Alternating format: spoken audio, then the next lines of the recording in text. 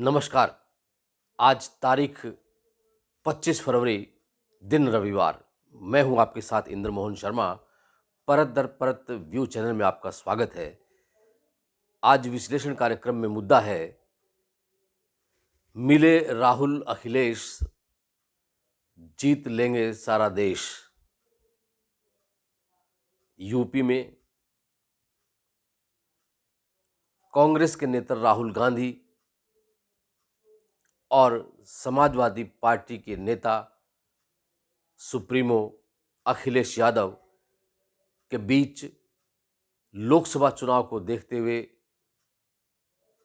Seat sharing का formula fit हो गया है और इस फार्मूले को देखते हुए अब यह यूपी में नारा लगने लगा है कि मिले राहुल अखिलेश, जीत लेंगे सारा देश।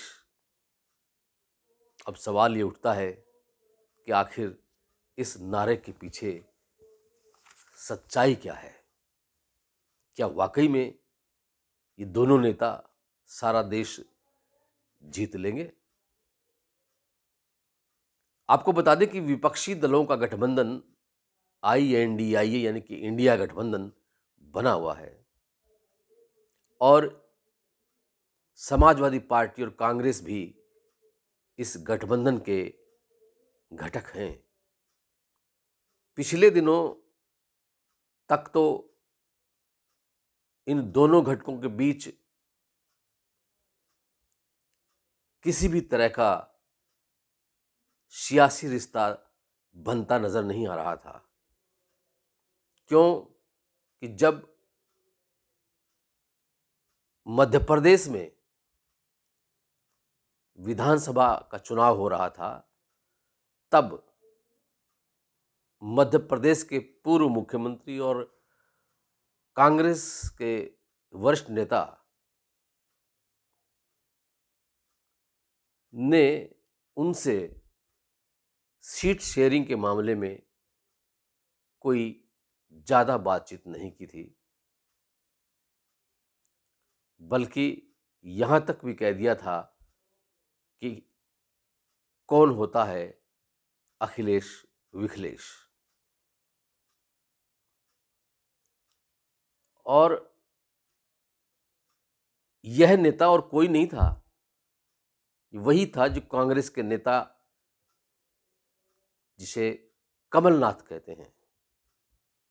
और ये वही कमलनाथ जो पिछले दिनों चर्चा में आ गए थे, मीडिया की सुर्खियों में आ गए थे कि वो कांग्रेस छोड़कर बीजेपी की शरण में जाने वाले हैं। लेकिन बीजेपी की शरण में अभी नहीं जा सके हैं, क्योंकि बीजेपी के ही कुछ नेताओं ने उनको 1984 के हिंदू सिख दंगों का आरोपी करार दिया हुआ है और उसके वो आरोपी हैं। इसलिए ऐसे आरोपी को बीजेपी में शामिल करके बीजेपी की नुक्ताचीनी नहीं चाहते थे।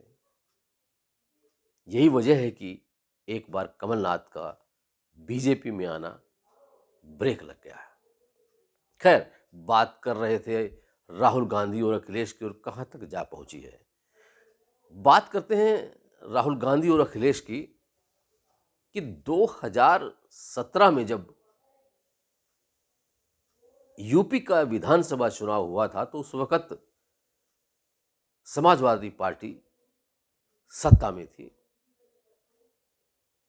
और उस वक्त एंटी इनकम्बेंसी थी, यानी कि सत्ता विरोधी लहर थी, एंटी इनकम्बेंसी। तो उस वक्त इन दोनों नेताओं के बीच गठबंधन हुआ था, लेकिन ज्यादा कामयाबी हासिल नहीं हुई थी। उस वक्त राहुल गांधी की उम्र 46 वर्ष थी और अखिलेश यादव की 43 वर्ष थी। आज 7 साल बाद दोनों उम्र बढ़ने के बाद जहां राहुल गांधी 53 वर्ष के हो गए हैं, वहीं अखिलेश यादव 50 वर्ष के हो गए हैं। यानी कि अब इनकी उम्र बढ़ती जा रही है, लेकिन फिर भी वो अपने आप को अभी भी युवा ही समझते हैं। अब ऐसे हालात में क्या आगे ये गठबंधन, ये सीट शेयरिंग कामयाब होगी या नहीं होगी? बीजेपी के नेता ये कहते हैं कि दोनों के कंधे कमजोर हैं, तो ये गठबंधन चल नहीं पाएगा। इस गठबंधन को, सीट शेयरिंग को अंतिम चरण तक पहुंचाने के में प्रियंका गांधी वाड्रा की अहम भूमिका रही है। लेकिन अब सवाल ये उठता है कि क्या यह गठबंधन लोकसभा चुनाव में ज़्यादा जीत हासिल दर्ज करा सकेगा?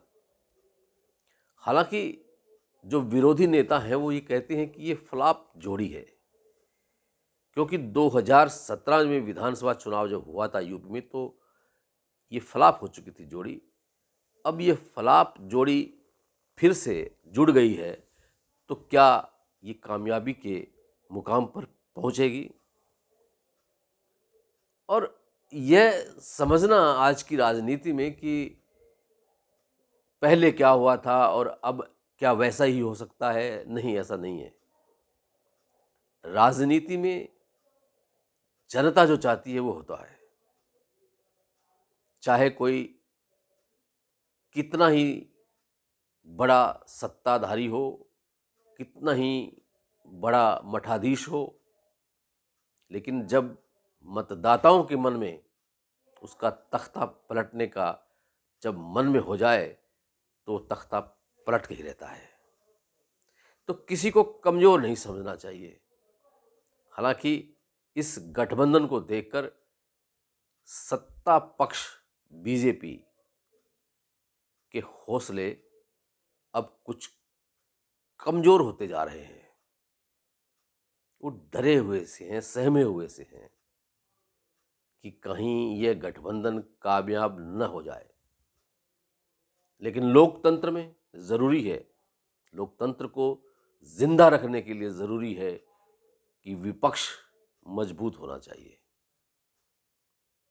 पिछले दिनों जब राहुल गांधी भारत जोड़ो न्याय यात्रा के तहत जहां जहां भी गए, वहां वहां यह गठबंधन, विपक्षी दलों का गठबंधन बिखरता गया, टूटता गया।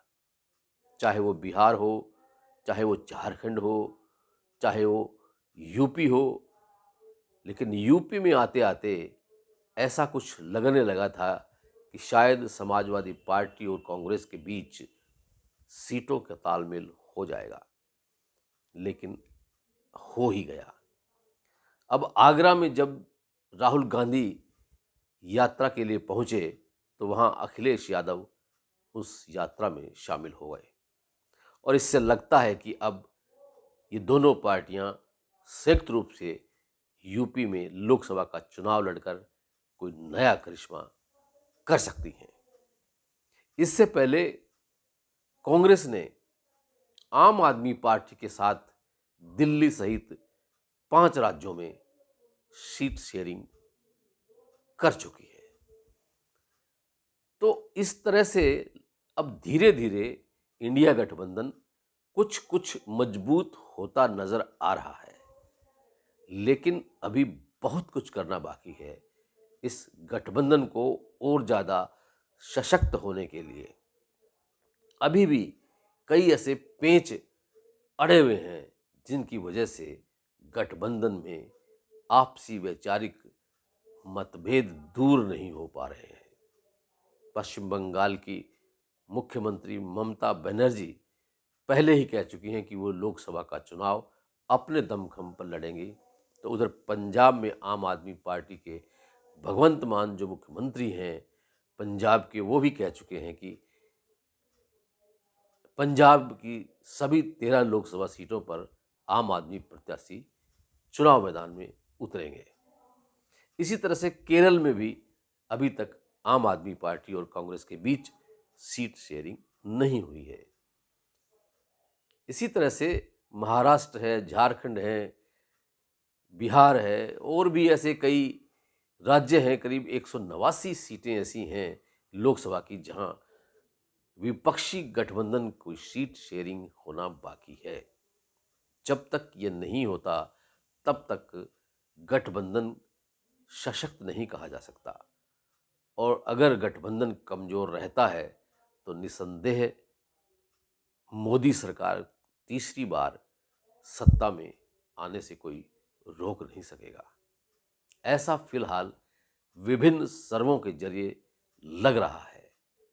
हालांकि मतदाता चाहे जो भी हो, उनके मन की जो बात है वो मतदाता ही जानता है कि आने वाले लोकसभा चुनाव में वो किस कदर अपने वोटों का मतदान करेगा। विश्लेषण कार्यक्रम में आज इतना ही। कल फिर किसी नए मुद्दे के साथ आपसे चर्चा करेंगे। तब तक के लिए इंद्र मोहन शर्मा को इजाज़त दीजिए, और अगर अभी तक आपने ये चैनल परत दर परत सब्सक्राइब नहीं किया है तो कर लीजिए, और बेल आइकन के बटन को भी ऑल क्लिक कर लीजिए, ताकि जब भी कोई हम ऐसे महत्वपूर्ण मुद्दों पर शो करें तो उसे आप देख सकें, भली भांति परख सकें, निष्पक्ष विश्लेषण को आप सुन सकें। और अगर ये वीडियो पसंद आया है तो इसे लाइक कीजिए, शेयर कीजिए अपने मित्रों और परिचितों को। आपका बहुत बहुत धन्यवाद, बहुत बहुत शुक्रिया।